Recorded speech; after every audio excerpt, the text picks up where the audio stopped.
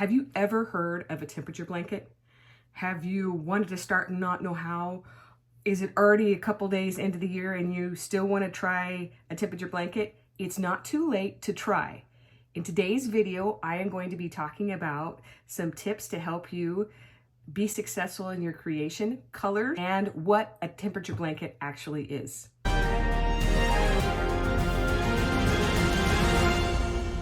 Hello, my friends. I'm Diana, and I created this channel as a way to teach my friends how to crochet. So if you are visiting today, or if you're new to this channel, welcome, and I'm so glad that you're here. Possibilities of a temperature blanket are endless.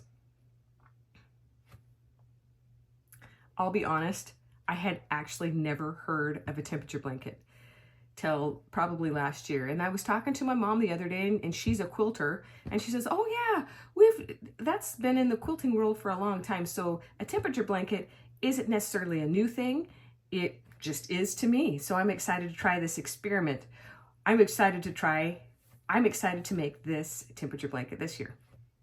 Okay, first off, what is a temperature blanket?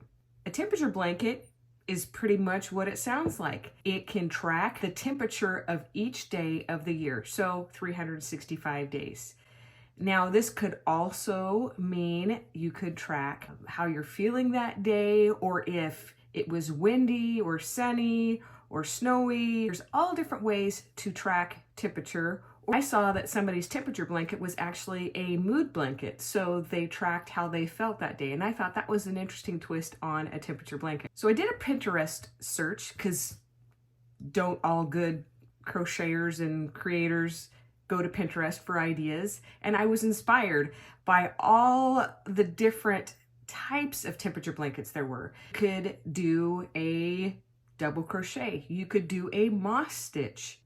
There are different spins on granny squares. You could make, just one row be one part of your granny square be the color, and then you join with a different color. I've seen in a hexagon that someone did 7 stitches in their hexagon, and so they would have 52 hexagons. Also seen where people have made the square be what the temperature is for that day, and they've created sort of a calendar in their blanket. And in that calendar, they have added a center stitch to show that that was a special day, such as a birthday, an anniversary. Each row that you crochet counts for a day in the year. There are different ways of assembling your blanket. You could do in a row, so each day would be a different color. One example I saw was that they did corner to corner join as you go. 2 things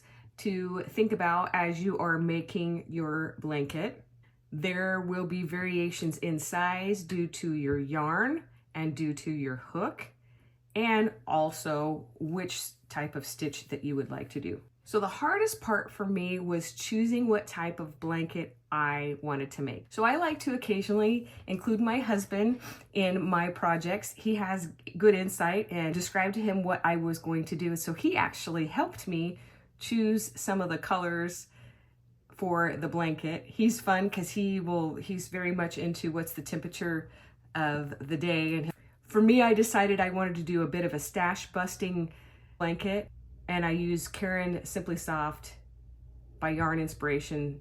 That is one of my favorite yarns to make afghans or blankets out of. I always have some of that on hand, and I have a whole bunch of different colors that I'd like to use up to make space for more yarn. I decided to do granny squares, and this is what the beginning of my blanket looks like.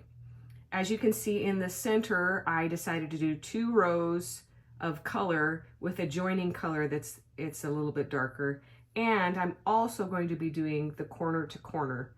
So the cooler parts are going to be on the ends, opposite of themselves, and then the warmer weather is going to be in the center. I know my blanket's not going to be completely huge. It's going to be 19 by 19. I know that I'm going to have to make 361 squares, and also going to do a border around it. So I'm excited about that, because I feel like that type of blanket I can keep a handle on, and be able to, if I get behind, which I know I'm going to get behind, that I can catch up fairly quickly instead of doing rows and rows and rows. I've done blankets before where it gets a little bit tedious to do rows. So for me, I decided to do granny squares. These are the things that I decided to do to help me keep organized so that I could keep on top of my temperature blanket. You may be able to use some of these ideas, and some of them you may have heard of before. So the first thing that I suggest is give yourself some grace. You're gonna fall behind. You know, I think sometimes we set these huge goals like I'm going to accomplish something and it's going to be done this way, and you know, it has to be done this way, this way, and this way. And when it doesn't turn out that way, we just give up. I don't want this to be another whip in the stack of things that I have. So a work in progress. So I have my husband is my sort of accountability partner. So the first thing is give yourself grace. The second thing I highly suggest is weave in as you go. Weaving in is nobody's favorite. Well, maybe somebody's favorite. It is not my favorite, because once I'm done with the blanket, I want to be done with the blanket. I don't want to have to go backwards, because I know that I'm probably going to be so glad when the whole blanket is done. Another thing to consider is choosing the hook size that you would like to use. I am personally going to be using a size 5 or an I hook, and that was just because that's the size that it talks about on the packaging of the yarn. And if you're not sure how to read yarn labels, I do have a video that I can link here that will tell you how to read yarn labels, and it's great because it gives you all the description of how to wash it, how to care for it, what size yarn it is. Another thing that I highly recommend that you do is to create a key. Now, a key is important because it has the temperatures of what the yarn colors are going to represent. So I went by 5 degrees, and I live in Arizona. As you can tell, there is a lot of difference from here to here. So I go from 50 degrees as a high, because I decided I'm going to go by highs, to 116 plus. And yes, we do get 116 plus, at least a few times in the year. So I decided to create this key, and I pulled out the colors that I liked, and also, you know, my husband, I had them all stacked out, and decided which temperatures kind of represented cool. To me, it was blue, and then red would be hot. And then I tried to kind of variegate those because I love purple. I wanted some purple in there, and I wanted some turquoise in there because I love those colors. But I do like how all of these colors come together. And I also decided that I would write the name of the yarn next to the number, so that if I had to go buy another skein of yarn, I could. And that's going to be super helpful. And I also made some notes down here at the bottom. One is join as you go, 5mm hook, and Karen Simply Soft. So if I decided, I'll probably put the year on here. If I decided to keep this for another year to give me an example, I could use this. I know some people go by 10 degrees. I decided to go by 5 because I think with all of these colors, it's going to make it really a beautiful contrasting blanket that I'll be wanting to use. And like I said, I'm in Arizona. We do use blankets. My husband laughs at me because in the summer I will be inside in the air conditioning under a blanket because I'm too cold, and it's, you know, 110 or whatever outside, but we still use blankets. And I wanted for my blanket to be not as heavy, and that's why I decided to do a granny square blanket as well. Your color key doesn't have to be super fancy. You can write it down on a normal piece of paper. I happen to print it out on cardstock. You can, if you have a hole punch, you can hole punch it, or you can punch it with a pencil, just so this will be your best friend. You want to make sure you pick colors that you actually like.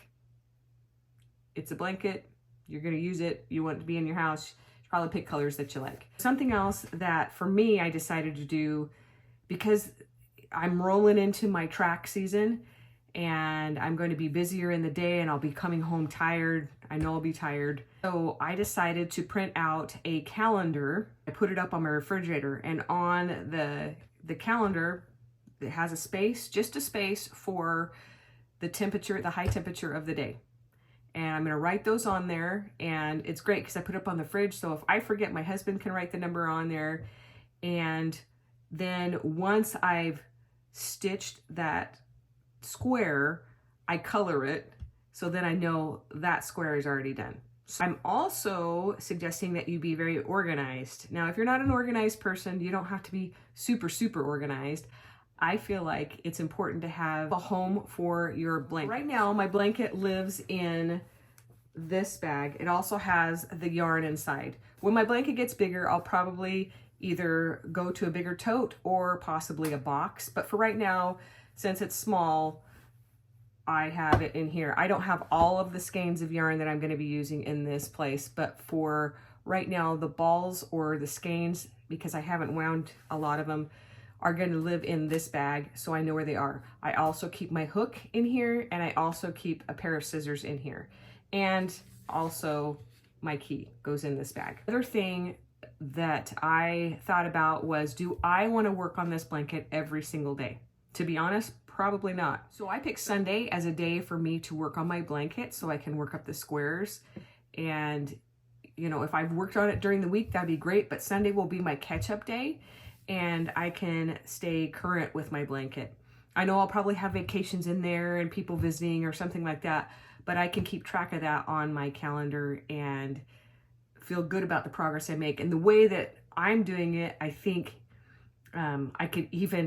I thought about this, I could even make squares in advance, just make stacks of squares and pull them off and plug them into the blanket if I was feeling industrious that day. So that's another thing that you can consider. You know, if you look through the weather, you can decide if that's something that you want to do. I would like to demonstrate real quick how I am going to be making my squares. It's a basic granny square, but I have some tips with a granny square so that they don't pull out, because I've had that happen as well. And I'll demonstrate those now. With my hook, I'm going to be creating my granny square. So I'm going to create a magic circle. I like to do it this way because I don't like the center of granny squares. Mine always seem to pull out no matter what yarn I use, and so this way works for me. So I'm going to chain 2, then I'm going to double crochet,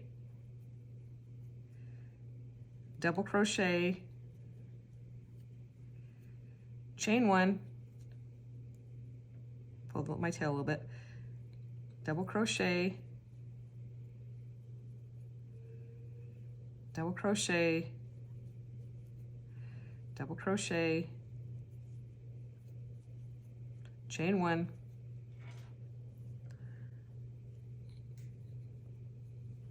double crochet 3 times,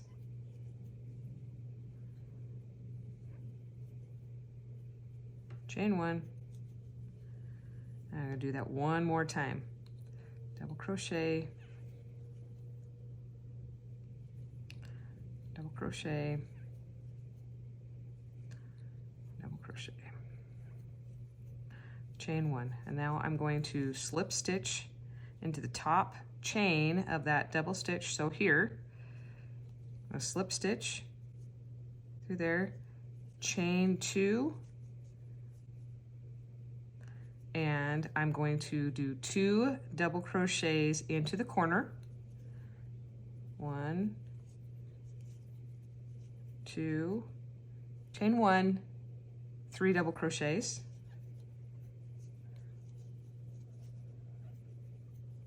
I'm going to do the same thing, 3 double crochets,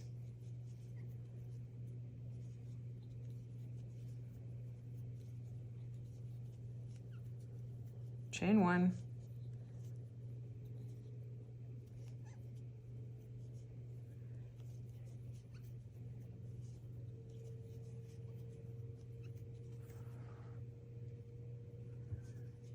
three double crochets,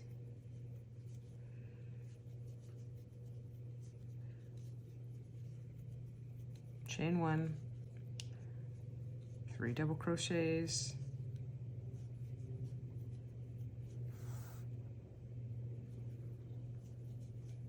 in the last corner I'm going to do 3 double crochets, chain 1, 3 double crochets, 1, 2, 3, chain 1, 1, 2, 3.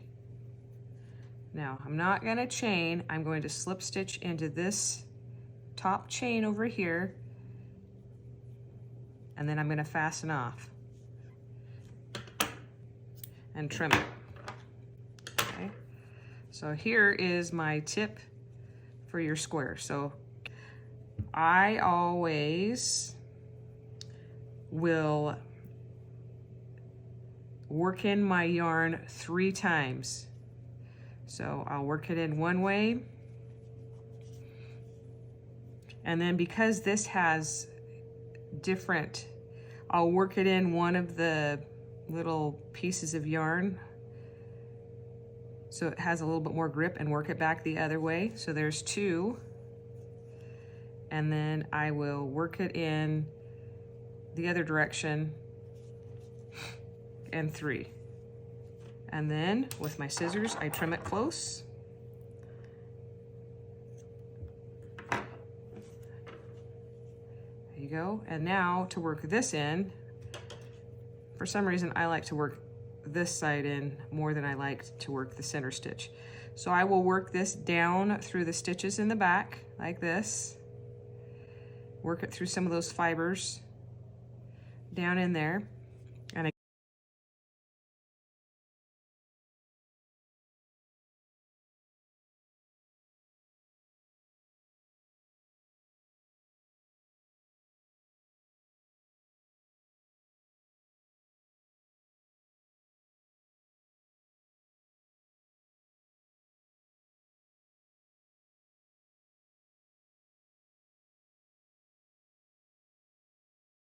actually, I'm going to work it up through this one right here so it doesn't stick out weird.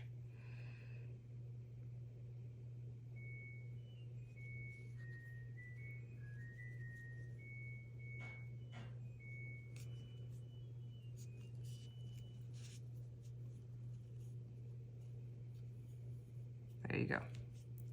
Okay. So I did 4 on that one. That's fine. So then I trim it.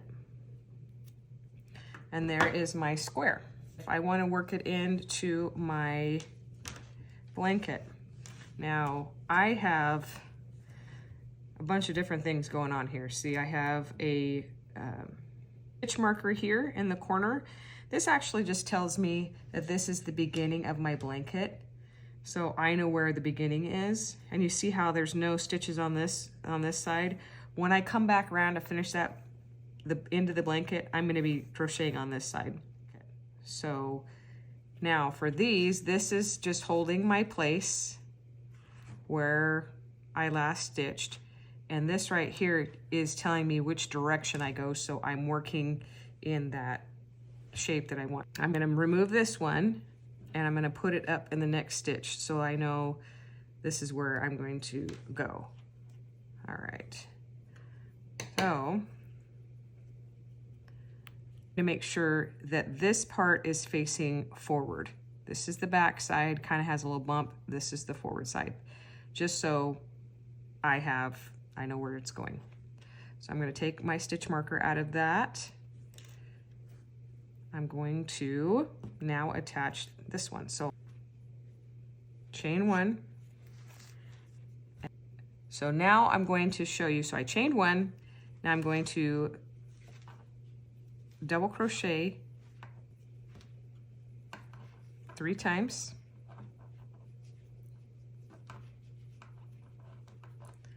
I'm going to slip stitch into this chain right here. Then I'm going to do 3 double crochets.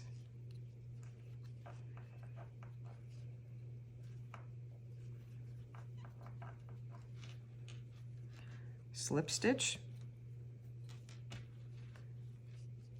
3 double crochets.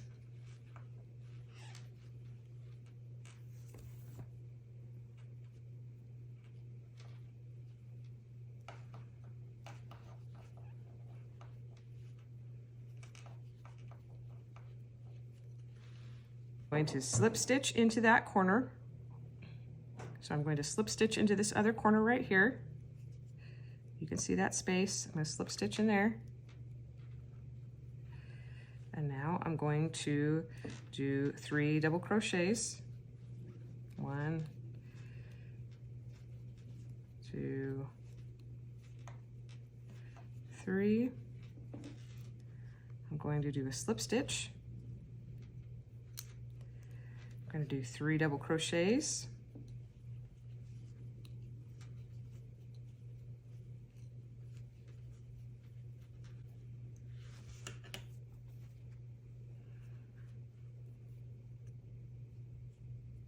I'm going to slip stitch in here. Take this stitch marker out. I'm going to do 3 double crochets right here.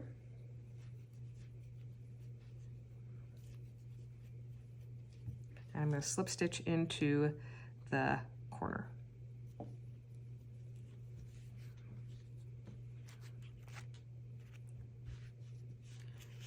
And then I'm going to stop there because I'm going to need the next day. So I